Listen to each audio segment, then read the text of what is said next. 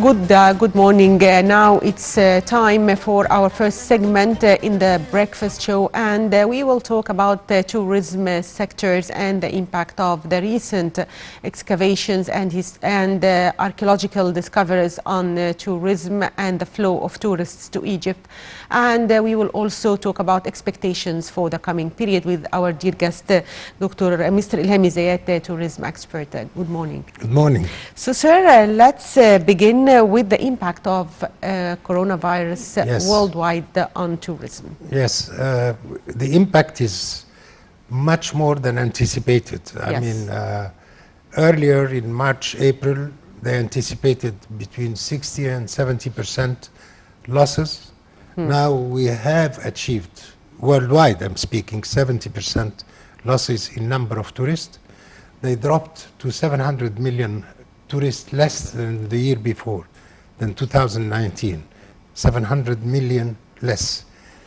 This, of course, had an impact on the money generated, foreign currency generated for tourism, which is in billions of dollars, losses about $700 billion in money generated from export, because we call it an export.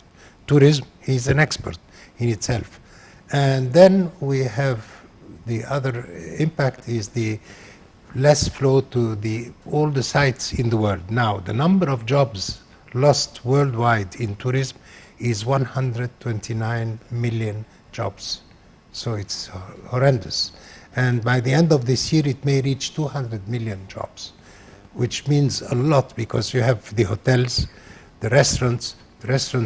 Now they predict that in France, 1 in every 2 restaurants will close. Could you imagine the impact, economic impact? Yes, and what are the countries that are mostly hit by this pandemic? Today, all the world. We are lucky that we are less than others, much less than others. It's a blessing that we don't have this same impact, but to rely on the international tourist, he must be able to come and go back. Now, maybe he can come over, because you had a question before. He can come over to Egypt, but going back to his country, he will be in quarantine for 14 days. So people don't have that many days vacation per year. So if they come back, they must make sure that when they go back easily. So we have ease access. Of course, we are scrutinizing the clients who come. So they can't make the test and go back easily, or they have to, or some countries. It's for the other countries like England. If they go back to their countries, they have to be quarantined. Exactly.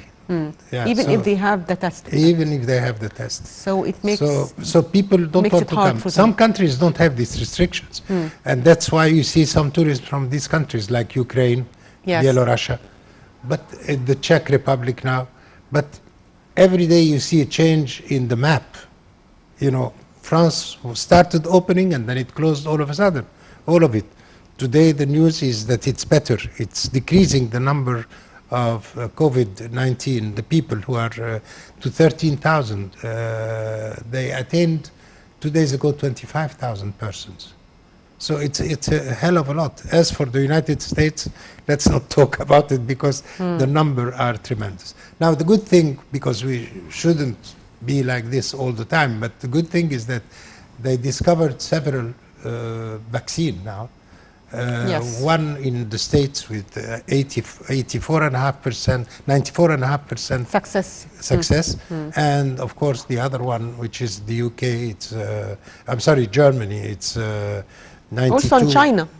And China and Russia. No, and we have here some research going, and all the countries have research together with other countries. I mean, it's something that impacts the whole world. Because even if I don't have it, but I sit next to somebody who has it, I may catch it. So unless you immune the whole world, you are not immune yourself. You know, anybody can give the disease to the other person. So that's why we have to be very careful, very cautious. And we hope that within a year or a year and a half, this will go down. Now, the other major problem we are facing, because this is impacting on Egypt directly, is the airline. The airline worldwide lost so far $84 billion. That's the air carrier. But the airline industry lost $2 trillion. Airline industry is the airports, the restaurants at the airports, the cars that goes to the airport. The airline itself is the air, the airplane and this $84 billion.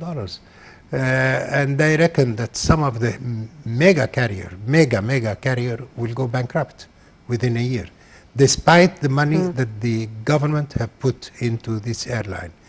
Now, we know the airlines are flying 20% of their capacity, which means that 80% of the airplanes are sitting on the ground.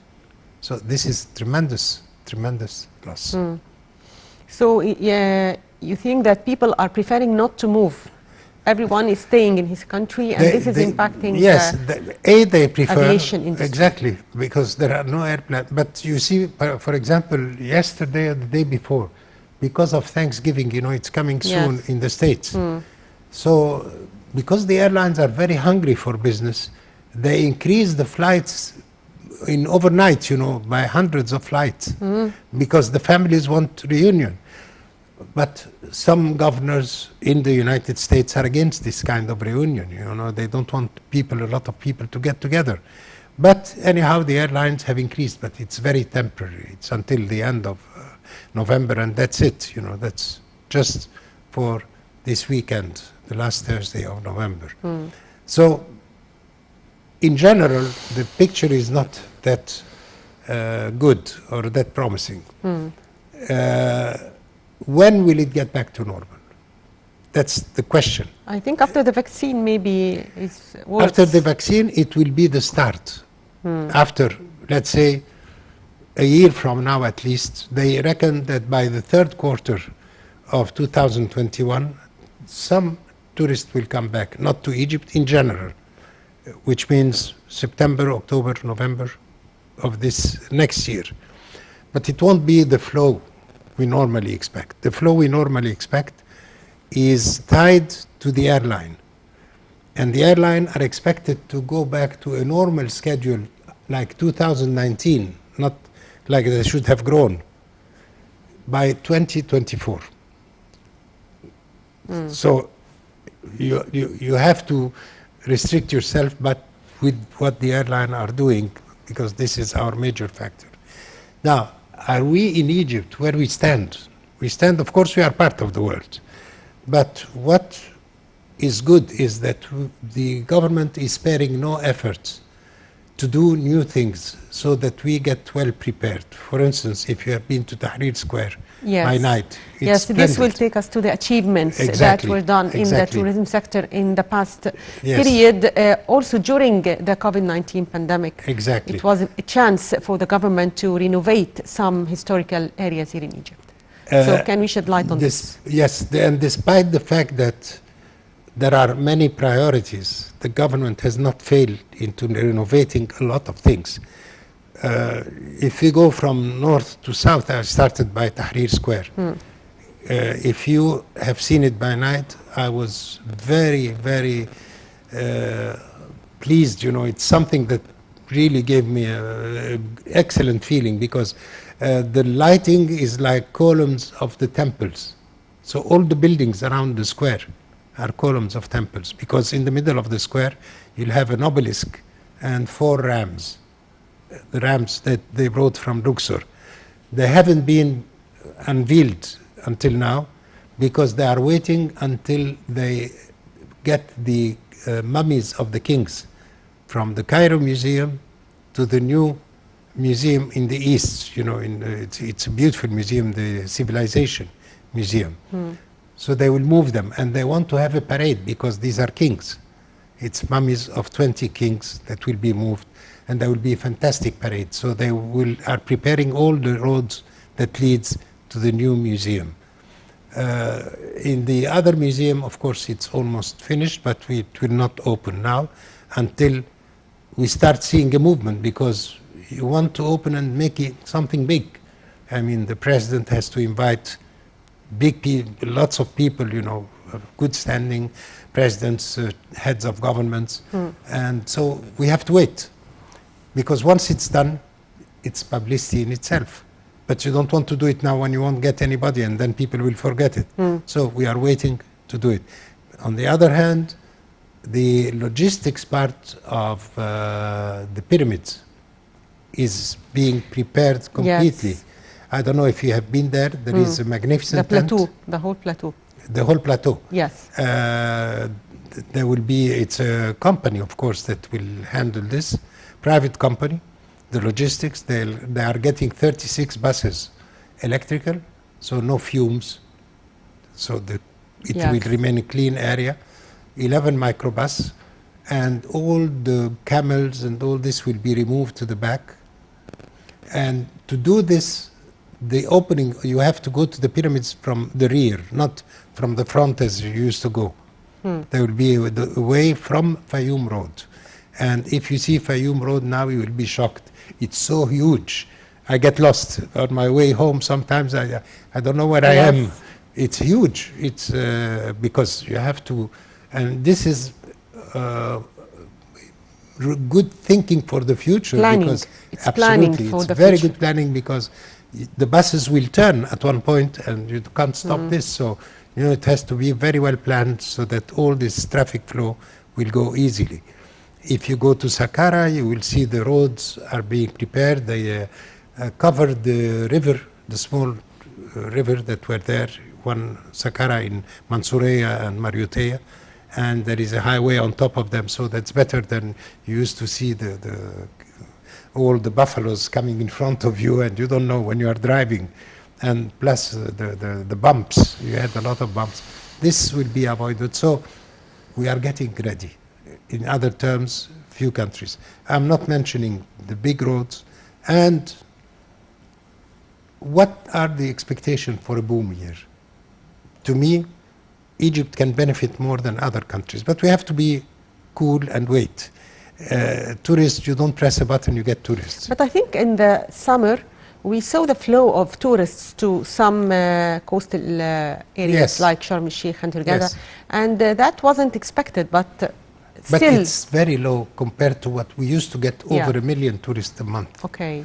When you get 200,000, you don't get. This is not what we deserve. And there was no lockdown at that time, I think, in many countries. Exactly. Now, what is good is Elhamy, new Elhamy. New Elhamy the city. new capital. There are 4 universities. Yes. What is the impact on tourism in this? This is very important. And El-Galala also. In El-Galala, absolutely. And also in Sinai. Exactly. Many areas. But Sinai, I would say, I defer the impact. But in the other first 3, I will say the impact. On Al-Alamein. Why? Because a lot of Arab students can come and study here like they used to do in the past. Yes. Because you are having big universities opening there. And if they come and study, their families will come. And if their families will come to visit, most probably they will buy a unit there. I mean, we have to have forward thinking. This is what happened in the 50s and the 60s when the Kuwaitis and the Saudis used to study here. They had building. It's a new kind of tourism. It's a new kind of educational. Tourism. And it's perpetual. It won't stop. Because once you are used and you have your own unit, first thing you will think of is go there. So one in Galala is a mountain, it's splendid. In Sokhna. The Sokhna. You have new development, and that's very good. But what I'm keen and I see it as a good plus is the universities. Universities create a flow of tourists on the long run. So I expect that by 2025, 26, we'll have a very, very big boom. I think that Al-Alamein also will attract normal tourists who come to enjoy the beach. Definitely. Other than those who come for education. Not only this, but it will attract something else, Al-Alamein. As far as until now, you know that all this north coast was busy only in summer. If you go after September, maybe this year because people had nothing and they were schools were not open, so they were there. But normally, by end of August, early September, it closes. By the mere fact that you'll have a life year-round, you will be able to attract another breed of tourists. I here refer to conference tourism. When you have the airport of Al-Alamein ready and the others, all these European countries that are very close to you, when they study a project, they want to take their best technicians, their best engineers, their best salespeople, marketing, to go somewhere and have a meeting, closed meeting for 4 or 5 days without interruption. So if they stay on their site, or it's not possible. So they take them away. So if the destination is close by, and if you have facilities, because if you are building all this, definitely you'll have tennis courts, you'll have amusement park, you'll have something where people can spend their time, because they'll work 8 hours, 9 hours, but they want to do something. So having activities in winter will attract this kind of tourism. Yes. It's all interlinked. You know, we have to think of it as a whole. So, and use it to the maximum. This, within 2 years, you have to start making PR for it, and then you start promoting in For big Elhamy. way. For Elhamy. Yes. So, sir, if we talk about the recent excavations here in Egypt and the recent discoveries that took place in Saqqara, in many other areas in Egypt, how do you see the importance of these historical sites and excavations? Of course, it is important. It doesn't have the importance of Tutankhamun, but it's very important. It's very important for scholars, for people who love Egypt, who love to see something new. So we have to target whom do we want to see, who do we want to visit our country and to see this new excavation. Yes. But by all means, excavation and discoveries make a lot of noise. So if people don't come to see what's there, they will come to see other things. You know, I use it as a means to promote Egypt. And I have to tell you that the Minister of Antiquities have been very, very clever in having this very soft promotion of Egypt on CNN. Yes. I don't know if you saw it, but I see it all the time because we see what will happen. And it's soft. It doesn't tell people come over at all. It shows sites. Okay. And that's what needed, because I can't tell people come when they can't come. You know, it's nonsense. It's redundant.